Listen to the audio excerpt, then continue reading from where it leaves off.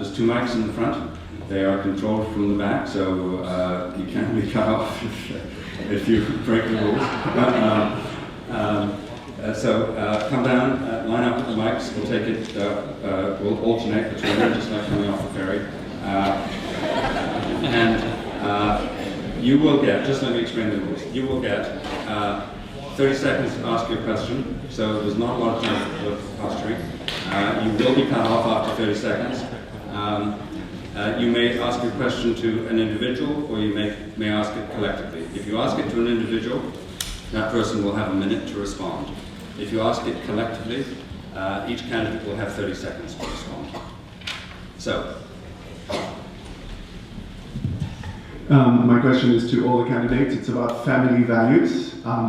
We recently had a gay pride march on Salt Spring, and I want to know where they stand on this. Do they still have the old reform ideas that gays should be hiding in the closet, or would they participate next time we have another one, and have they done so before, or were they there and wearing a mask? Jeremy, do you want to start with this one? That's fine. I'm all in favour of anybody doing anything they want, as long as they don't hurt anybody else. One of my mantras has always been, if it feels good, do it, as long as it doesn't hurt anybody. I didn't know you had a gay parade. If I had known, I would have probably been there. Family values are very important. They're important to you, and you are the people that matter, so whatever you want to do, as long as you don't hurt anybody, go for it. Let's move down the table this way and then finish with Andrew. So Gary, what are you going to ask? Yeah, sure. With respect to obviously what people do is their own business. With respect to issues such as same-sex marriage, that's already been through Parliament. It's been passed. It's been supported by the courts. We've made it very clear we have no intentions of ever changing that. And again, so families are made up of many different makeups today, from single parents to heterosexual to same-sex couples, and that's the way it should be. Thank you. It was Mr. Trudeau that said the government had no place in the bedrooms of Canadians. I have been in several gay pride parades and was proud to be there, and along with all the artists and everyone else.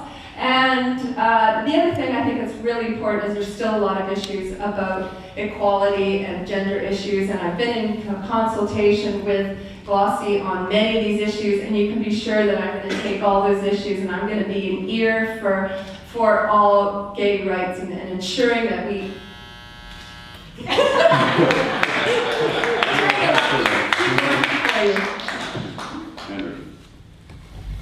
Well, that Pride Parade that we had a couple of weeks ago was a tremendous experience. It really brought the community together, and it was such a celebration. I think I can't wait for the next one. One of the core values of the Green Party is that guides all our policies and our platform is respect for diversity, and I'm very proud that is one of our values, and it is ingrained in how I try to operate as a person. And as for family values,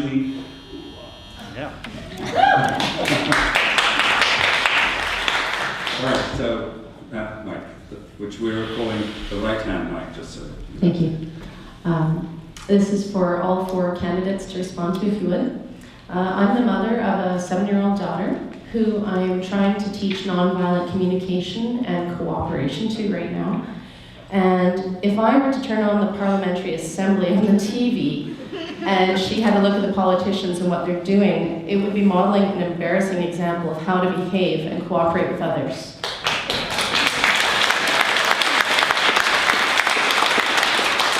I believe the only way our Canadian Parliament will begin to emulate the values that I'd love to finish this, if you would. Finish the question, make your question. Thank you. Okay, so I'm concerned about democracy, a true democracy, and I'm wondering about revamping the electoral system and adopting a single transferable vote, which will force politicians to cooperate.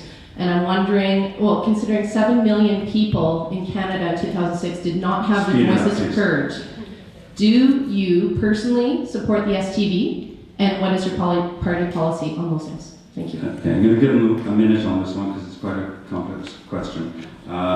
Gary, would you start on this and we'll move to Brandon? Yeah, thank you for your question. I don't disagree with you that the decorum in the House of Commons gets to be quite embarrassing at times from all parties, and it's not acceptable. It was degenerating in the last months in the spring, in May and June, and it's not okay.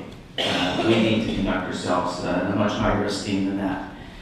With respect to electoral reform, something I'm very supportive of, I've actually helped raise money for BCSTV. As you know, we had a provincial referendum just shy of 60%, which was the threshold.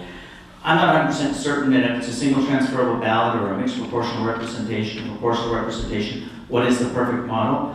But I do agree what we have now is not working. We're trying to bring in some changes from reforming the Senate to 8-year terms, to the Prime Minister's committed to appointing elected senators nominated by the provinces. Some things we can do without electoral change, changing the seat distribution so it's greater representation and fairer to the provinces. But we can go on this long, we only have a minute. Thank you.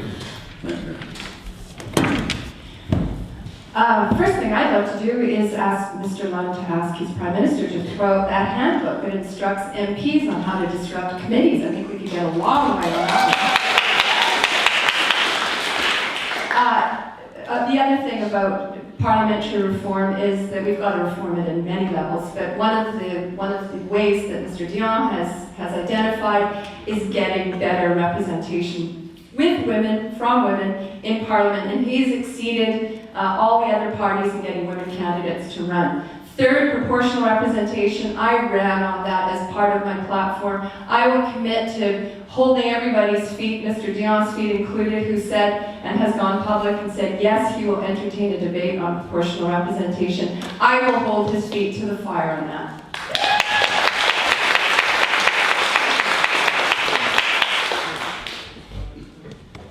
That's a great question, and it comes back to another core value of the Green Party, which we all try and uphold, which is non-violence. And that doesn't just mean no violence, it means helping to create a culture, a positive culture of cooperation, and which leads to the next part of the question about electoral reform. If we feel somehow excluded from the process, from democracy, then how else are we supposed to feel included and cooperate? We do need to change our system. It has to be more cooperative, and one way is to reform our electoral system, and the Green Party supports that absolutely. We need to work towards, I believe, coalition governments. The current minority governments are dysfunctional, and we need to help move towards more effort towards cooperation in our government.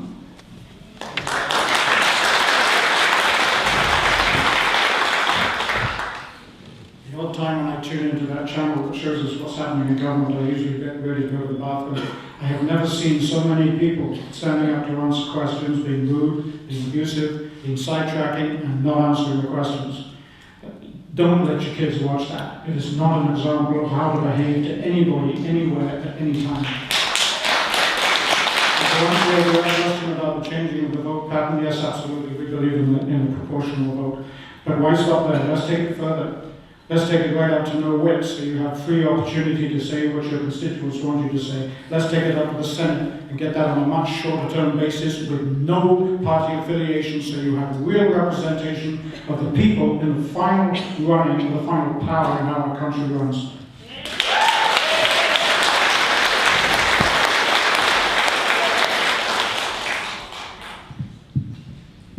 Thanks to all of you.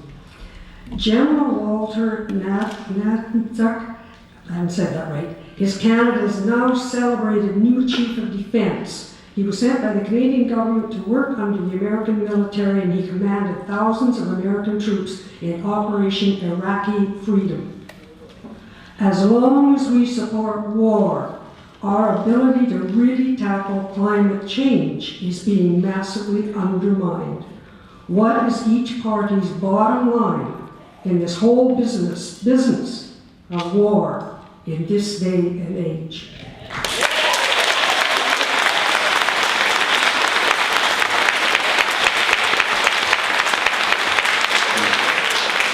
That's a 1-minute question if I've ever heard one. So, Gavin, do you want to take it away?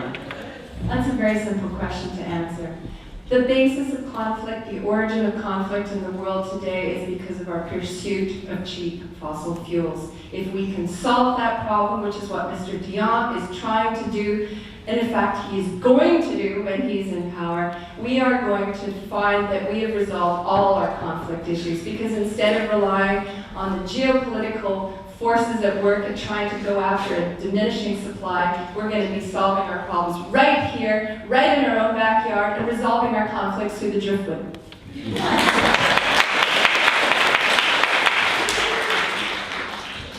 Well, just a quick reminder again that the Green Party principle, one of them is non-violence, and that means, from a practical point of view, that Canada needs to restore its diplomatic muscle around the world. We're giving it up by pursuing deep integration with the US, and the Green Party is committed to scrapping SPP, Security and Prosperity. Because SPP, part of the program is incremental militarization in conjunction with the US. We need to stop that now.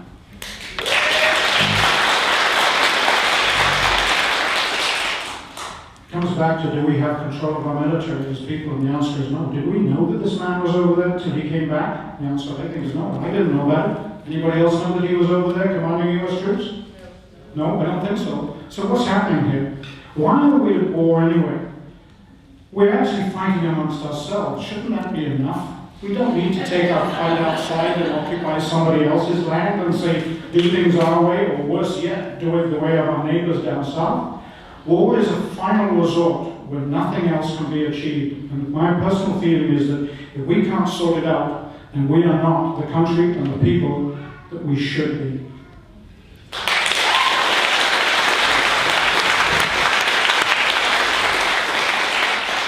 What we've just seen is the hypocrisy of the Liberal Party. The Liberal Party sent us to Afghanistan. In fact, our current Chief of Defense Staff actually was on an exchange, and we do that all the time. We trade with our allies. There's a handful of soldiers that train at various positions.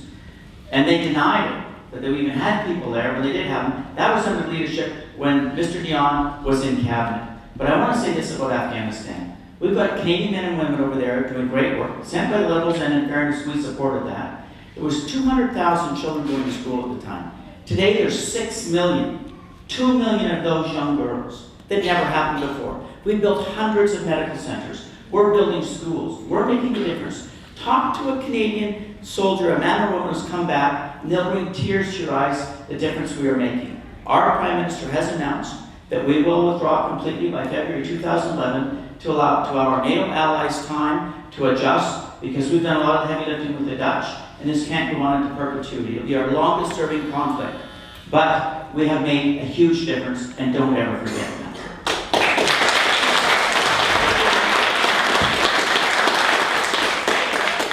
My question is to Mr. Lunn. Earlier this year, many people in this room wrote you letters asking for your support for efforts we were expending to get the CBC to maintain its programming. You replied to us at that time that it was not the government's role to interfere with decisions made by CBC about cultural matters. And although this was not what we wanted to hear, in fact, you were absolutely correct. However, more recently, your government has introduced amendments to Bill C-10, which empower the Heritage Minister... Would you ask the question, please? I just came to it. Which empower the Heritage Minister to refuse funding to Canadian film projects in the form of tax credits. How do you reconcile these two completely opposite responses? Thank you very much for that question. First of all, with respect to CBC, we're committed to funding the CBC Radio, RDI, French, and we've maintained the current level of funding, but there are operational decisions that they put on the air. But what's actually up to governments to take leadership and decide what's appropriate for taxpayers' dollars to be spent on. And there was questionable programming where funds were going, which we, believe, fair enough. We didn't censor them like people were suggesting. If people want to make films for specific audiences, fair enough. But the taxpayers shouldn't be funding those. So also we've said there's certain type of films that we're not going to spend taxpayers' money on. If they want to raise the money privately, fair enough, go ahead and do that. But they shouldn't be worthy of taxpayers' dollars. So those are decisions governments made. Decisions, quite frankly, I think are the right ones. So, we're still funding the arts. We've increased funding to the arts by 20%. The Canada Arts Council, since we've taken office, the numbers are we've increased it by $50 million. These are numbers, hard, real numbers you can check out. We've actually increased funding. But again, we're making decisions in the best interest of Canadian people. Thank you, Gary. Now, every other candidate has 30 seconds to comment on this, and I'm going to reverse the order, so Jeremy, you're up. Where does censorship start and where does it end?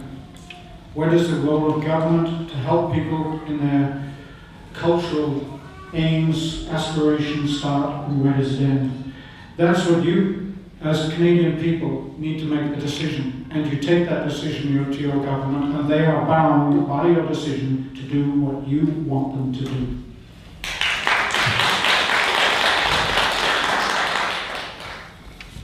I'd like to quickly share with you a quote, a Winston Churchill quote. It was World War II, and in Parliament it was proposed that arts and culture funding be cut. And Churchill stood up and said, "If we can't fund arts and culture, then what are we fighting for?"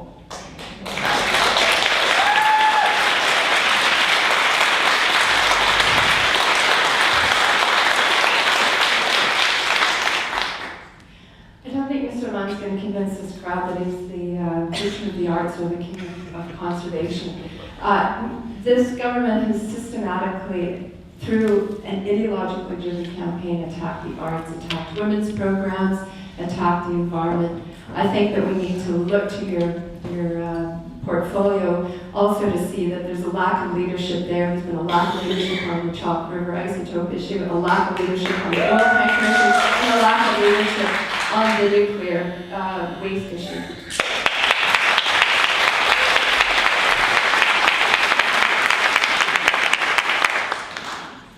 This goes out to all the candidates. Just to bring it back home to Salt Spring, I'd like you to each think of one specific local issue that you would address for Salt Springers in Ottawa. Okay, so let us go. Reverse order, so Jeremy, we'll just start with this one, and we'll follow around that way. Well, having just had an experience of missing 2 ferries to this island, I think the first thing that we respond to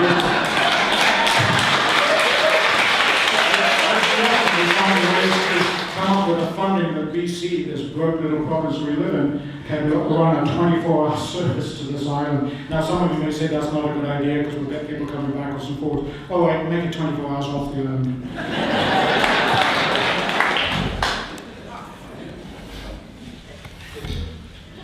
Well, I've been very involved in affordable housing on Salt Spring, and I think as we see our community getting hollowed out, as working people have to move off island and can't afford to live here, we need to resolve this issue. And affordable housing is symptomatic of a greater problem, that this island is not on a sustainable track, and we need to move on to it. And I think as a federal MP, I think we would be able to help with helping with things like affordable housing.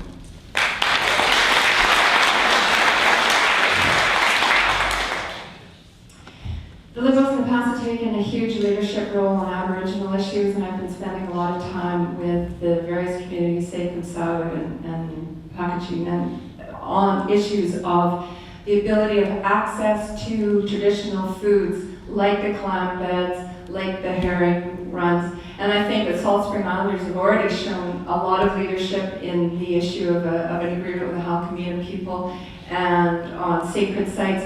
I would like to see that whole issue of recognition of Aboriginal rights.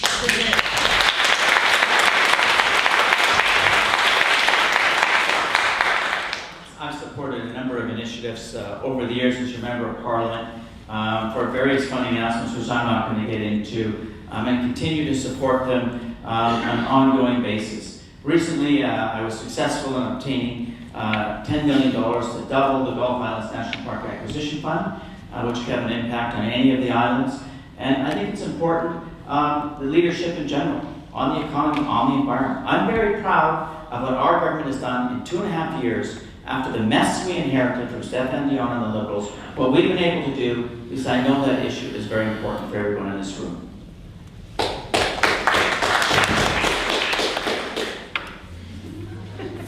In the last 30 years, the minimum wage has gone up about 2.5. The cost of housing has gone up 30% or more.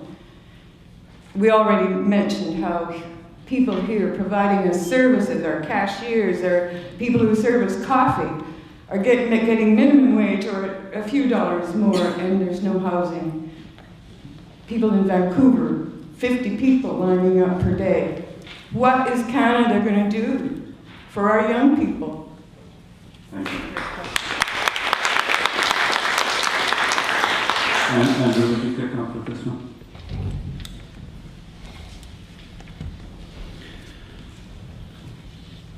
One of the things that we are struggling with here in Canada, you mentioned what are we going to do with young people. I think we need a massive investment in our education system. Our education system needs to be accessible and affordable, because if we are to improve our economy, we need trained people, we need educated people who have the creativity and the resources to meet the demands of the 21st century.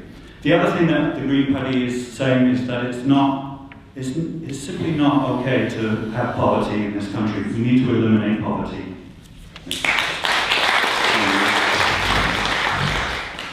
Stéphane Dion is committed absolutely to ending poverty, 50% of child poverty and 30% of overall poverty. And he's done it through a very innovative mechanism of shifting taxes onto the things that we don't want and cutting income taxes at the lower income tax level, which is contrary to how Mr. Love would like to inform you about what this whole green shift is about. It's critical that we tackle poverty, and he's also committed to 300,000 new units of affordable housing. Well, thank you very much. We've actually put $1.4 billion into our affordable housing strategy with partnerships with every province in the territories. This is very important. It's the working poor. CMHC also commits $1.8 billion annually to this issue. Not to mention that we're working on our homeless partnering strategy as well. Recently, the Prime Minister announced up to a $5,000 tax credit to help first home buyers with their closing costs. This is very significant. This will be brand new to help young people get into the market for the first time. Thank you. Thank you. Okay, Andrew mentioned education, absolutely essential, but what the heck good is education if you don't have a job to put that education to use in? We have got to stop shipping our jobs away. We talk about housing for the poor. Okay, who's going to build those houses?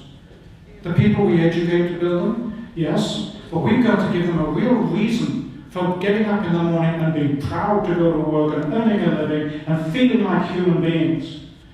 It's no good just saying, oh, we can fix this, we can take tax credit here, we can do this, we can do that. Let's do it. Don't talk about it, do it. Jerry, I'm sorry, I lost count. I thought you'd all responded, so I apologize for interrupting. Hopefully I just got I'm sorry. Would you ask a question? Okay. My question's about the SPP, so it might be good if Jeremy answered first, because I think you know. What I've heard is that Canada still has the ability to use the Bank of Canada to take control over our currency, but that if we sign on to the SPP further, we would lose that option, and that it has been used in the past by municipalities to create funds for infrastructure and so on without... No, just finish your sentence. Okay. Without going into debt to private banks. And I think this is a very important thing, and the NDP isn't here, but I believe the NDP had this as part of their platform as well. So I'm just wondering if the candidates are concerned about the SPP and that aspect in particular, the Bank of Canada's ability to control our currency.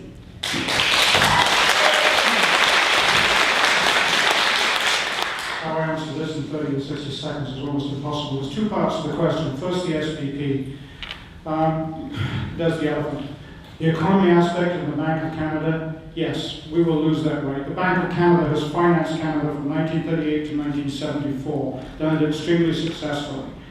I don't understand why we're not using it, and it's not being talked about, it's not being offered by any of the other parties. They refuse to acknowledge that the Bank of Canada even exists. And still now, the only person who's even mentioned SVP on this dais, apart from myself, is Andrew.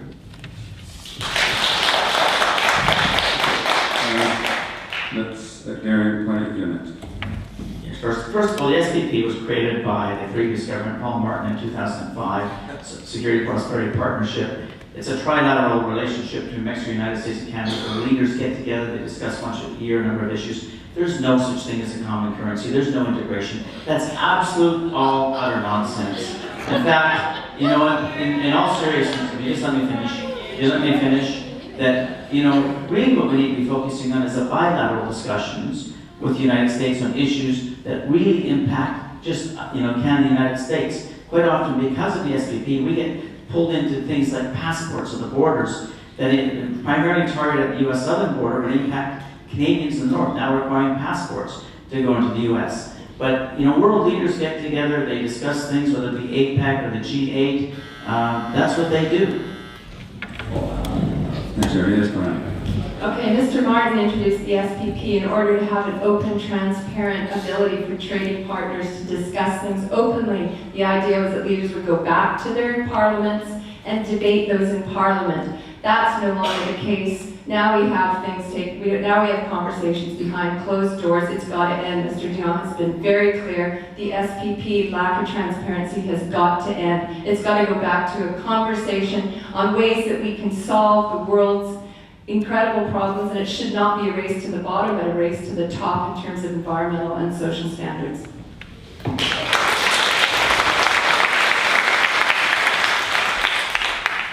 Well, I said it once, but we would scrap the SPP.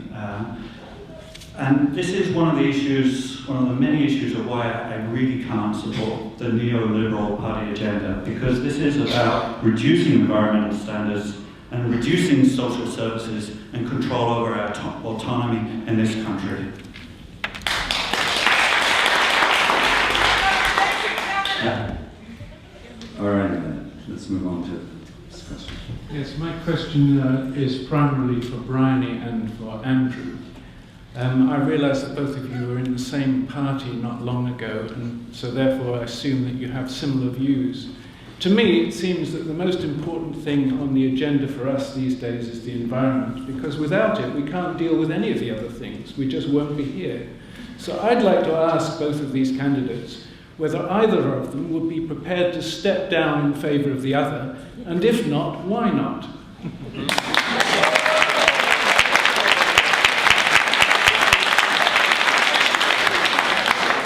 It was going to come up.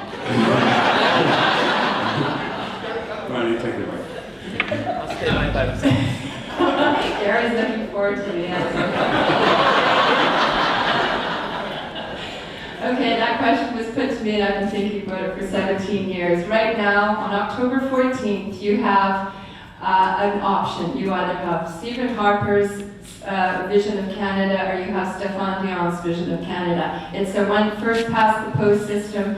The only way that we can prevent Stephen Harper's vision of Canada from materializing is to vote for me in the next election.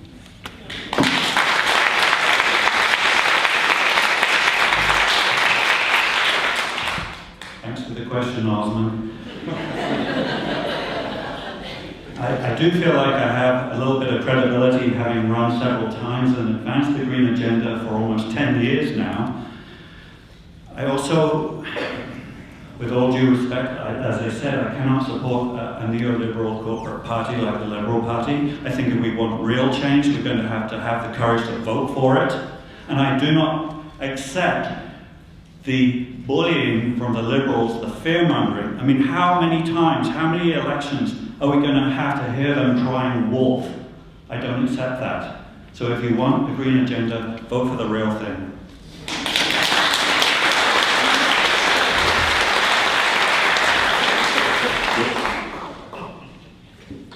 Okay.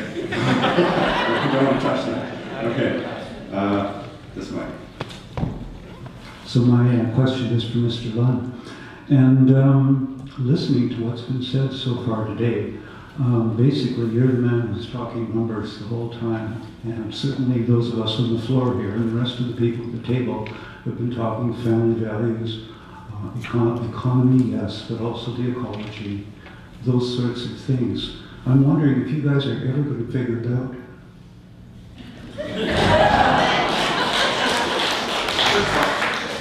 I would argue, sir, that we are the party of family values and what we've been able to bring for Canadians. And they want strong, they want stability, they want leadership. And that's what they're getting from this Prime Minister. You know, we brought in a number of programs to help young families. $100 a month for children under the age of 6. For, let's say, I'm happy to answer. Give him a chance to finish, would you? I'll be respectful to you as well. Yeah. But anyways, we believe we've got a strong agenda. And I appreciate not everybody's going to share our views. We think it's important to have a steady hand. Someone's going to keep government spending down, going to make progress on the environment, and it's hard to announce what we're doing in a few seconds, but we've got a great record that we've done in 2.5 years. A record we're very proud of on family, on the environment, and on the economy. We don't think what the Liberals gave you for 13 years is worth voting for again when Mr. Dion was part of that. His record is an embarrassment. And how you people can pull the wool over your eyes and actually think that it's about to change, I think is something you should think about. Can I just say something about the quorum here?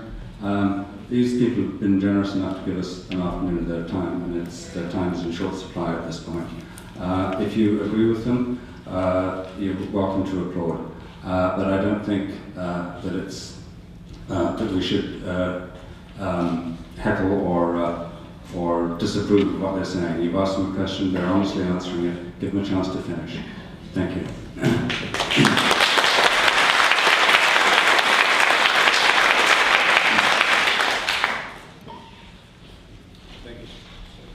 Hello. My question is principally to Mr. Lewis of the Green Party, and of course the others could comment too. There's going to be a big dilemma coming in the next decade in terms of oil exploration on this coast and in terms of tanker traffic. And we have to acknowledge that there are many interests in this province and across Canada, and they're not just corporate interests. There are Aboriginal groups along this coast who would support those things in terms of jobs and contributions to their land claims, benefits and so on, and there are many working people, whether in Kitimat or Prince Rupert. How would, or what does your party have to say about these contradictions in opposing oil exploration and tanker traffic? There's significant considerations of other groups in the economic spectrum.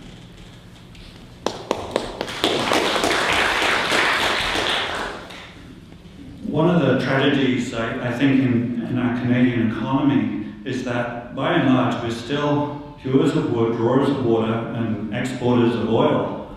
And we have rested on our laurels. We get a great deal of income from that, but it's held us back in actually helping and actually diversifying our economy. And that is what we need to do, is we need to invest in communities to help communities build their capacity to build with educational resources and with investment resources so that we can develop economies, a low carbon economy. So for example, there are, for every 100 jobs in the oil and gas exploration, there's 500 jobs in renewables. That is the future economy for us, for our children. Clean jobs and a healthy environment. And that's where we need to put the investment.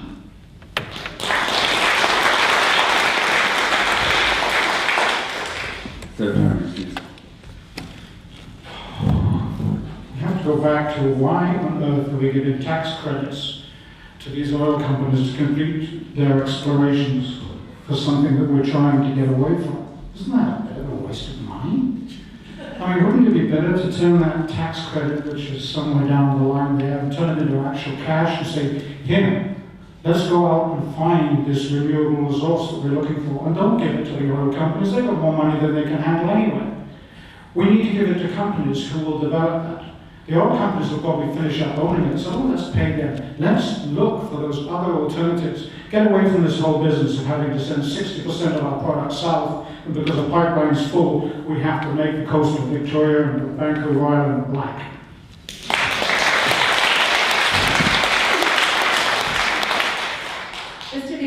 committed to cutting all subsidies to the tar sands, is committed to a carbon tax that's going to fairly apply to businesses, individuals, all of Canadians, plus a carbon budget that's a form of cap and trade down the line, which is harder to enact, slower to enact, but collectively those three things are going to add up to this, the deep, deep need to wean ourselves off fossil fuels. And in this shifting of the economy, we are going to be looking at very creative and a whole new batch of jobs that are they're going to be meaningful jobs to First Nations, because it's going to be something that we can all get behind.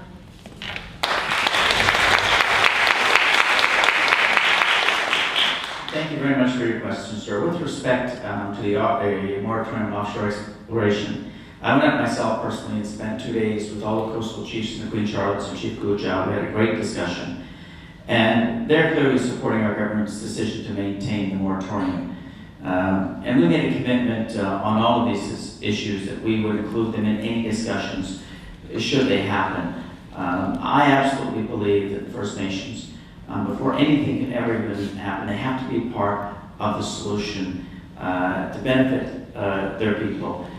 With respect to you raised the issue of tankers, listen, we've maintained the policies of Stefan Dion when he's the Minister of Environment. There's a tanker exclusion zone that keeps oil tankers 100 nautical miles off the coast of the Queen Charlottes. See, there are tankers going from Alaska down to Washington State, and it's strictly monitored, it's strictly enforced. I know there's a lot of comments out there by Ms. Penn and others which simply are not true. In fact, I think our record's very clear. Gary, if you want to take more time, we'd be happy to listen to you. It's not often we get a chance to listen to ministers on the same subject. Well, listen, I think in fairness, I'll wait till my closing comments. If there's more questions, I want to be fair with the other candidates. Thank you.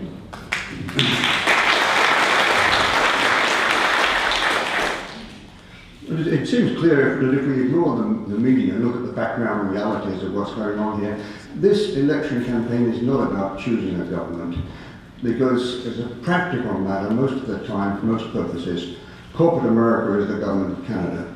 And that's not going to change simply because there may be a change in token government. So what I think we really need to know in order to decide how to vote is the views of the opposition candidates on the underlying causes of the problems that prevent happening the various things that you believe ought to happen. And so what I'd like to ask you, in order to get an understanding of your own views, is first of all, on what points do your own opinions on federal policy differ from the views of your own party leader? And in particular, what are your views on whether Canada should withdraw from NAFTA and the WTO? Thank you.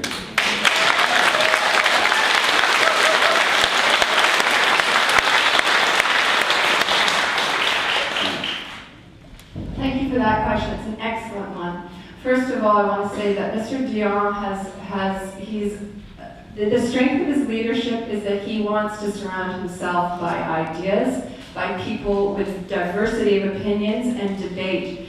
Nothing is not on the table in terms of debate with Mr. Dion. He's made that very clear from the start. What he's interested in is getting a Canada that is economically feasible, that has got a good, sustainable economy, where the environment is protected and that we have a social net. To that end, he's going to be looking at all research and all opinions. So I'm going in there with my expertise, my opinions, my range of experiences. He's open to them. With regard to NAFTA, I'm open to a very, very broad discussion of NAFTA, because I've been looking at the implications of NAFTA on all sorts of levels, whether it's the provision of local farming or it's the impacts on the hauling out. So the answer is he's open, I'm open, and we're going to talk.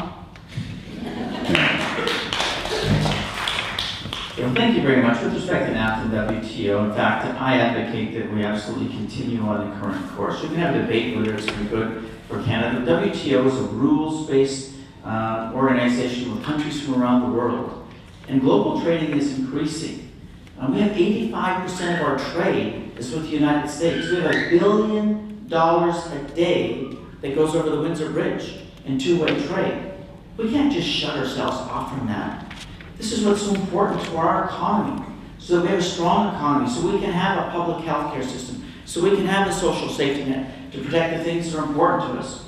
We can stand up here and just say whatever we want, but the reality is you're getting straight answers from me. That's what you're going to have to get from people in government. But the NAFTA agreement has worked. Has it had its hiccups along the way? Absolutely. And we'll continue to have that, but trading nations sit down and try to resolve those issues. But these are important if you want to have a strong economy, if you want to see the job growth that we've had in the recent years continue. Thank you. Continue to have that, but trading nations